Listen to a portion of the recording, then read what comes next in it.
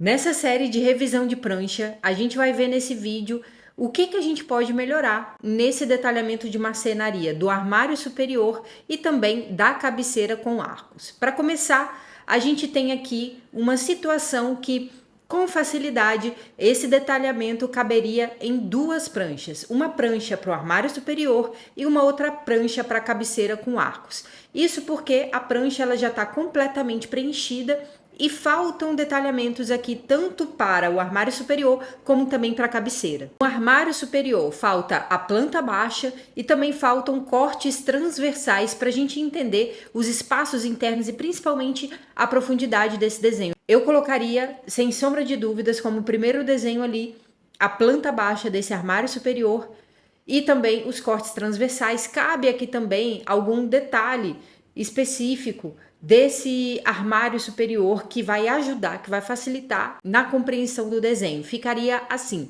a planta baixa aqui como primeiro desenho, depois a vista interna, depois aqui embaixo a vista frontal. Aí a gente teria também os cortes transversais. A gente pode pegar a imagem renderizada do vídeo que eu mostrei a prancha 5, que a gente tinha um render justamente desse armário superior. A gente pode trazer esse render para cá. Se você não assistiu ainda o vídeo, assista lá que você vai entender. Tem lá a imagem renderizada desse armário e a gente pode trazer para esse desenho. E com isso a gente vai ter um detalhamento aqui do armário superior mais completo. Além do mais, a gente pode incluir também uma perspectiva com as portas abertas. Também falta informação de como é que eu faço para abrir essa porta. É fecho leve toque? Como é que funciona? Né? É puxador cavo? É puxador passante? Eu não tenho essa informação justamente porque eu não tenho uma planta baixa e nem um corte transversal para entender qual é esse puxador aqui. Essa primeira informação de desenhos para o armário superior e trazendo aqui para a cabeceira com arcos, qual desenho a mais eu teria? A gente poderia ter mais duas vistas. Por quê? A gente tem, se a gente perceber, essa cabeceira formada por duas peças. Uma peça ela é mais larga e mais alta e uma segunda peça que ela é mais estreita e mais baixa. A gente poderia ter a vista 03 dessa peça mais alta e mais larga e um outro desenho da vista 04, que aqui a gente já tem 01, 02, essa seria 03 e a 04 dessa peça que ela é mais estreitinha e mais baixa. Porque assim eu consigo cotar isoladamente cada uma dessas peças sem gerar confusão, sem, por exemplo, eu ter que passar essa cota interna aqui de 1,05 dentro do desenho. Eu poderia pegar essa cota e colocar aqui do lado de fora, inclusive cotar a altura dessa luminária já aqui, eu teria a cota da altura e teria essa cota total fora do desenho. E eu evitaria ter esse monte de cota, sendo que está faltando, por exemplo, a cota da altura do arco aqui. Né? A gente tem a cota da luminária, a gente tem a cota da altura até começar a curva do... Na verdade, essa cota de 95, eu nem sei o que ela tá cotando, né? Porque o arco ele começa embaixo, ele não começa em cima, né? Me parece que o arco começa dessa pontinha aqui, certo? Porque, olha, se a gente observar, olha, o arco de 20 centímetros, ele começa alinhado aqui com essa linha, olha, e não mais para cima. Então, essa cota de 95, ela tá equivocada, né? Porque 95, veja aqui, ó, aqui tá 95, né? 95. E aqui tá dizendo que a altura total é 1,5. Então, 95 mais 20 dá 1,15 e não 1,5. Então, essa cota aqui, ela tá 10 centímetros mais alta, certo? Ela tá 10 centímetros mais alta. E se a gente consegue tratar essas duas peças em vistas separadas, a gente resolve essa poluição interna aqui de cota, a gente consegue cotar realmente tudo, a gente consegue cotar a altura até o início do arco e a altura desse ponto até o final do arco, e a gente consegue resolver essa organização de cotas aqui melhor. Então, como é que ficaria? Vamos resumir aqui como é que ficaria. A gente teria uma cota vindo até aqui para cotar do piso, que na verdade não é do piso, né? Porque aqui tá falando que instalar a cabeceira acima do rodapé. Então seria desse ponto inicial da cabeceira até o eixo da luminária. Isso seria uma cota, e a gente teria essa cota de 1,5 aqui para fora, certo? Até aqui o final, ao invés aqui dentro do desenho. Já essa vista, o que que a gente teria? A gente teria essa cota de 90 aqui para fora e a cota total de 1,5. E essa cota de 95, na verdade, ela não seria 95, ela terminaria aqui, né, do início da curva, ela estaria aqui para fora. E a gente teria cota, então, de 85 mais 10 e depois a cota de 85 mais 20. A gente teria essas cotas do lado de cá. Dito isso, quais são as outras informações aqui? Quais são as outras observações que eu posso fazer? Eu gosto de sempre trabalhar com o padrão de finalização dessa linha de chamada, porque percebe que essa linha de chamada, horas ela vai até o final e ultrapassa o texto, e horas ela não vai até o final e fica o texto passando ao invés da linha. Esse finalzinho aqui, a gente consertar o final para que fique igual para todos, a gente traz mais organização e mais preciosismo para o nosso detalhamento. E também essa cabeceira, faltou eu conseguir enxergar ela aqui na planta de localização. Consigo visualizar muito bem esse armário superior, mas eu não tenho uma marcação tão clara e nítida de onde é que está essa cabeceira aqui no desenho. Por mais óbvio que seja que ela esteja atrás da cama, né, poderia ter essa marcação, já que é uma planta de localização.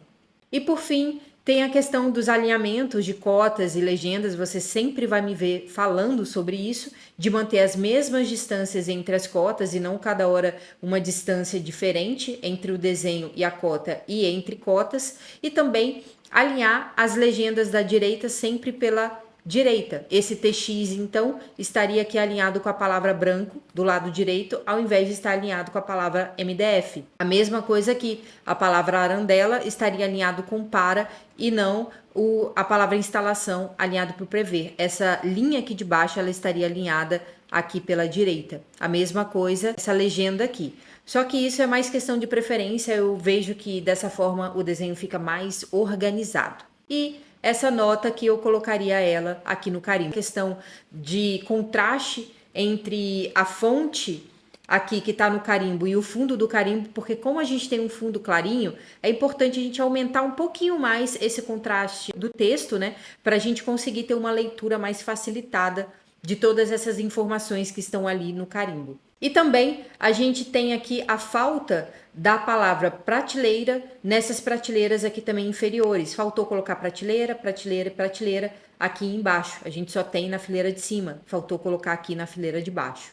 E o texto aqui de porta de giro, eu colocaria ele alinhado pelo centro, a palavra giro, aqui nesse caso, ao invés de alinhado pela esquerda. Outra coisa que eu faria também, colocaria a cota aqui da arandela, qual é a distância que ela tá do início aqui do desenho, do início da cabeceira até o eixo da cabeceira. Faltou essa cota aqui na vista superior, e lembrando que eu colocaria a planta baixa e não vista superior aqui. Faltou na vista interna a cota total do armário de altura e a cota total do armário no comprimento. Todos os desenhos, para mim, tem que ter a altura total e o comprimento total, e se também tiver a profundidade total. A representação desse tracejado aqui é traço ponto. Toda vez que a gente fizer um detalhe, a gente coloca o retângulo ou a circunferência, onde está ali o detalhe dentro, traço ponto. Essa é a representação correta que a gente tem aqui para detalhes.